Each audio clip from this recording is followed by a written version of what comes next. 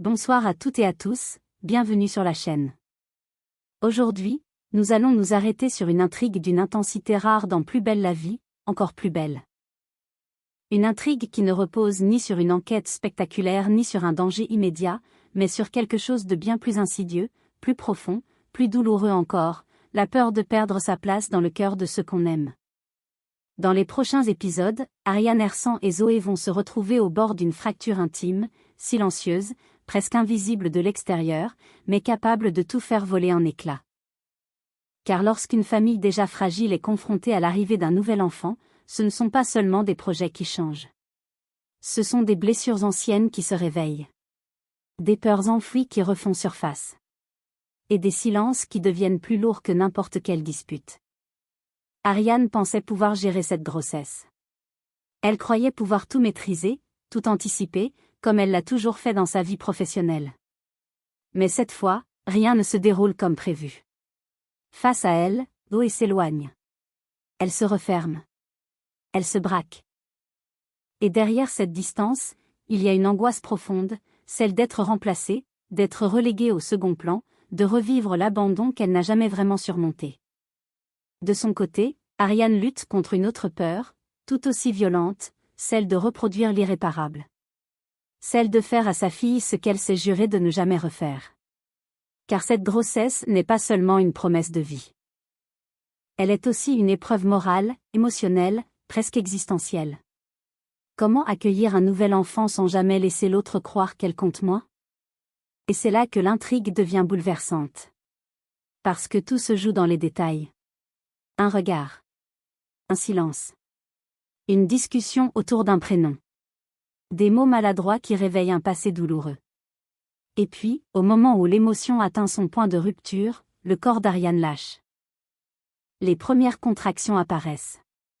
Trop tôt. Beaucoup trop tôt. À cet instant précis, tout bascule.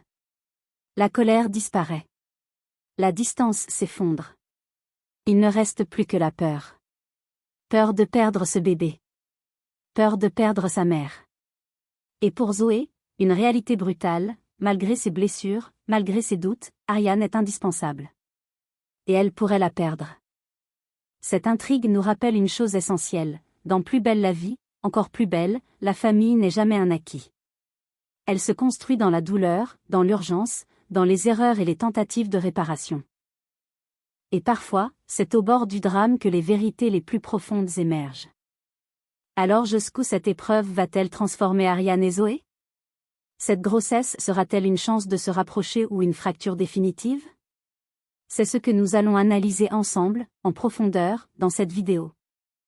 Dans les prochains épisodes de Plus belle la vie, encore plus belle, une autre ligne de fracture, plus intime mais tout aussi douloureuse, va profondément ébranler Ariane et Zoé. Depuis quelque temps, Ariane Hersan sent que quelque chose lui échappe. Face à elle, Zoé se referme, se braque, et semble lutter intérieurement contre une tempête qu'elle n'arrive pas à nommer. Ariane comprend qu'il ne s'agit plus de simples non-dits ou de maladresse. Zoé va mal. Profondément. Pourtant, leur histoire commune est déjà marquée par une reconstruction longue et fragile. 2 ans plus tôt, Zoé a repris contact avec Ariane, sa mère biologique, celle qu'il avait abandonnée à la naissance. Un geste lourd de sens, chargé de colère, de questions et d'attentes impossibles. Rien n'était gagné d'avance. La défiance, la peur de souffrir à nouveau, la crainte d'un rejet ont longtemps plané entre elles. Mais au fil des mois, à force de patience et d'efforts, Ariane et Zoé ont réussi à bâtir quelque chose de solide. Une relation imparfaite, parfois heurtée, mais sincère. Une relation où chacune a appris à trouver sa place, à accepter l'autre sans chercher à réécrire le passé. Jusqu'à ce que tout bascule. En septembre dernier, Ariane découvre avec stupeur qu'elle est enceinte de plusieurs semaines. Une annonce inattendue, presque irréelle, qui vient bouleverser un équilibre encore fragile. Pour Ariane, cette grossesse est un choc intime, difficile à apprivoiser. Mais pour Zoé, elle agit comme un séisme silencieux. Des peurs enfouies refont surface. La peur d'être remplacée. Celle de redevenir invisible. Celle de perdre, une fois encore, la place qu'elle venait à peine de conquérir. Zoé a du mal à accepter cette grossesse. Elle ne le dit pas clairement, mais tout dans son attitude le trahit. Son malaise, sa distance, ses silences deviennent de plus en plus lourds. Ariane le sent. Elle comprend que si elle ne parle pas maintenant, une fracture irréversible risque de s'installer entre elles. C'est pourquoi Ariane décide de provoquer une discussion à cœur ouvert. Pas en tant que policière habituée aux confrontations, mais en tant que mère, avec ses failles, ses regrets et ses peurs. Elle sait que cette conversation sera délicate, peut-être douloureuse. Mais elle est nécessaire. Car au-delà de la grossesse, c'est toute la question de la place de Zoé dans sa vie qui est en jeu. Cette intrigue promet des scènes profondément humaines, où les mots auront autant de poids que les silences. Entre une mère qui tente de réparer ce qui peut encore l'être, et une fille qui lutte contre la peur d'être à nouveau abandonnée, l'émotion s'annonce brute, sincère et déchirante. Dans Plus belle la vie, encore plus belle, la famille n'est jamais un refuge simple. Elle est un combat permanent pour exister aux yeux de ceux qu'on aime. Dans Plus belle la vie, encore plus belle, la grossesse d'Ariane continue de provoquer des secousses profondes, bien au-delà de ce qu'elle avait imaginé. Au départ, Ariane Hersan a longuement hésité. L'idée d'avorter l'a traversée, non par rejet de cet enfant à venir, mais par peur. Peur de fragiliser encore davantage sa relation avec Zoé, déjà marquée par l'abandon, les retrouvailles tardives et un équilibre construit avec difficulté. Ariane redoutait qu'une nouvelle grossesse ne rouvre des blessures anciennes, qu'elle donne à Zoé le sentiment d'être à nouveau mise de côté. Finalement, après de longues réflexions, Ariane a fait un choix clair, elle a décidé de garder le bébé. Une décision lourde, assumée, qu'elle aborde avec la volonté de construire quelque chose de juste et de solide. À ses côtés, Jawad se montre présent, engagé, prêt à accompagner Ariane dans cette nouvelle étape de sa vie. Ensemble, ils tentent d'imaginer une famille où chacun aurait sa place, y compris Zoé. Mais à mesure que la date de l'accouchement approche, le malaise de Zoé devient de plus en plus visible. La jeune femme se referme. Elle prend ses distances, aussi bien avec sa mère qu'avec Jawad. Derrière ce retrait, une peur sourde s'installe, celle de ne plus être centrale, de devenir une simple pièce rapportée dans une relation qui se construit désormais à trois. Zoé a l'impression que l'histoire se réécrit sans elle, que ce bébé vient symboliser une famille à laquelle elle n'appartiendrait qu'à moitié. Ariane, elle, refuse cette idée. Plus que jamais, elle s'efforce d'inclure Zoé dans cette grossesse, de lui rappeler que rien ne changera la place qu'elle occupe dans son cœur. Elle multiplie les gestes, les paroles, les attentions, consciente que ce n'est pas seulement un enfant qui arrive, mais aussi une étape décisive pour leur lien mère-fille. Cette tension intime est d'ailleurs mise en lumière dans un extrait de l'épisode 505 de Plus belle la vie, encore plus belle, disponible sur la plateforme TF1+. On y découvre une Ariane déterminée à ne pas reproduire les erreurs du passé, face à une Zoé encore incapable de formuler clairement sa douleur. Cette intrigue explore avec justesse une question centrale: comment construire une famille quand le passé pèse encore lourdement sur le présent? Entre la peur d'être remplacée et le désir d'être aimée sans condition, Zoé se retrouve à un carrefour émotionnel délicat. Et pour Ariane, l'enjeu est immense: réussir à accueillir un nouvel enfant sans jamais laisser sa fille croire qu'elle n'est plus essentielle. Dans Plus belle la vie, encore plus belle, la tension émotionnelle atteint un nouveau palier au moment même où le corps d'Ariane commence à lui rappeler que l'échéance est imminente. Ariane Hersan commence à ressentir ses premières contractions. Rien de brutal encore, mais suffisamment pour installer une inquiétude sourde, une fatigue mêlée d'anticipation. Chaque sensation lui rappelle que l'accouchement approche, que tout est en train de basculer vers une nouvelle étape irréversible. Dans cette atmosphère déjà chargée, le téléphone d'Ariane ne cesse de vibrer. Les messages s'enchaînent. À l'autre bout, Jawad. Cette sonnerie répétée finit par agacer Zoé, visiblement à cran. Le bruit la perturbe, la met mal à l'aise, comme si chaque notification lui rappelait une place qu'elle a peur de perdre. Ariane tente de désamorcer la situation avec simplicité. Elle explique qu'avec Jawad, ils sont en train de s'envoyer des idées de prénoms pour le bébé. Une discussion légère en apparence, presque anodine. Mais pour Zoé, c'est tout sauf anodin. Elle pensait que le choix était déjà fait, que tout était déjà décidé sans elle. Sa réaction fuse, teintée d'ironie et d'amertume. Ce n'est pas « bouchon ». La remarque est sèche, piquante. Derrière l'humour, la blessure est évidente. Zoé se sent exclue, tenue à l'écart de décisions qui symbolisent pourtant la construction de cette nouvelle famille. Ariane, consciente du malaise, tente alors une ouverture. Elle lui propose de participer, de l'aider à chercher un prénom, de prendre part à ce moment fondateur. Mais Zoé refuse. Net. Sans détour. Le silence qui suit est lourd. Ariane ne comprend pas. Elle est touchée, presque déçue. Elle insiste, sans agressivité, mais avec une sincérité désarmante. Pourquoi refuser? Pourquoi se fermer ainsi? Elle le dit avec des mots simples, presque maladroits, mais chargés d'émotion. Ce n'est pas sympa. Elle lui demande ce qui la pousse à se tenir à distance. Cette scène, en apparence banale, révèle en réalité toute la fracture émotionnelle qui se creuse entre elles. Pour Ariane, inclure Zoé dans cette grossesse est une priorité, une manière de réparer le passé et d'éviter toute répétition de l'abandon. Pour Zoé, chaque détail lié au bébé ravive une peur profonde, celle d'être reléguée au second plan, de ne plus être indispensable. Alors que le corps d'Ariane se prépare à donner la vie, leur relation, elle, traverse une zone de turbulence délicate. Les contractions ne sont pas seulement physiques. Elles sont aussi émotionnelles. Et dans ce moment suspendu, une question reste en suspens. Ariane parviendra-t-elle à rassurer Zoé avant que le bébé n'arrive, ou cette distance continuera-t-elle de s'installer, silencieuse mais douloureuse? Dans Plus belle la vie, encore plus belle, la scène prend une tournure encore plus douloureuse, révélant une blessure ancienne que ni Ariane ni Zoé n'ont jamais vraiment refermée. Face à l'insistance d'Ariane Hersan, Zoé finit par mettre des mots sur ce qu'elle ressent, mais sans détour, sans ménagement. Pour elle, le choix du prénom n'est pas son rôle. C'est à Ariane et à Jawad de décider. Cette phrase, en apparence logique, sonne pourtant comme une prise de distance claire. Zoé refuse de s'impliquer, comme si participer revenait à reconnaître une place qu'elle ne se sent pas légitime à occuper. Ariane tente alors une dernière approche, plus personnelle, plus fragile.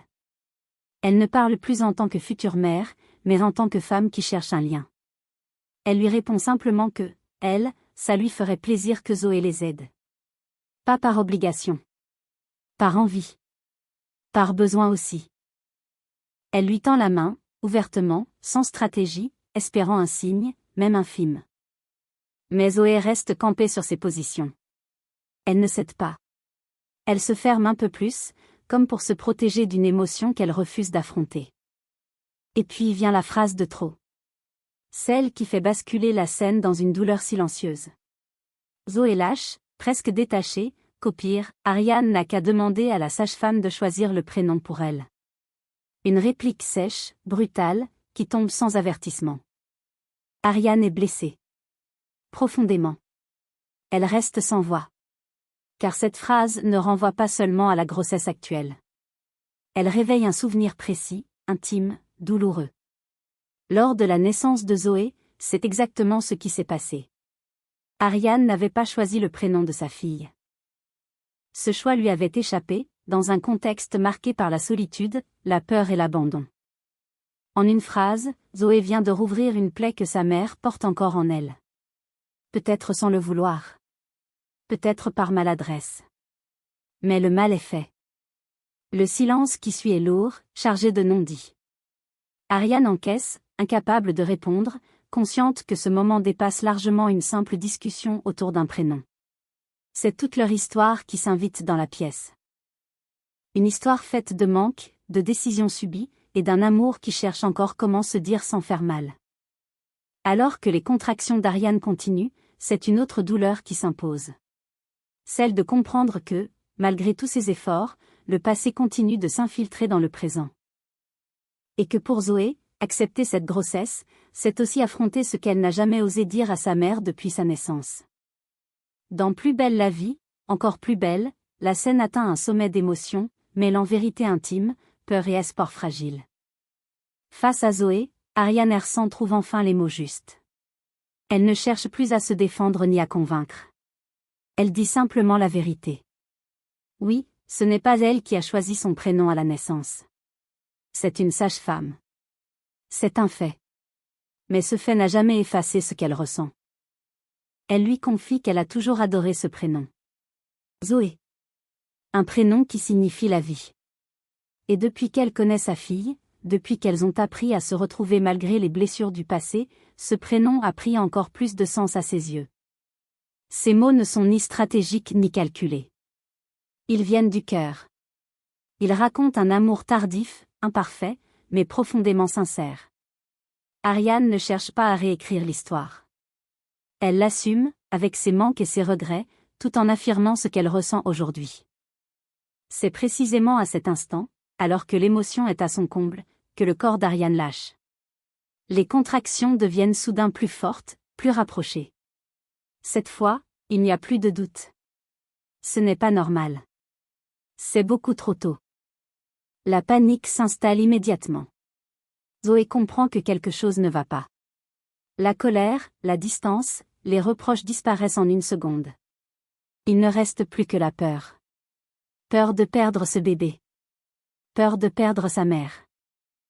Sans hésiter, Zoé prend les choses en main et contacte immédiatement les secours.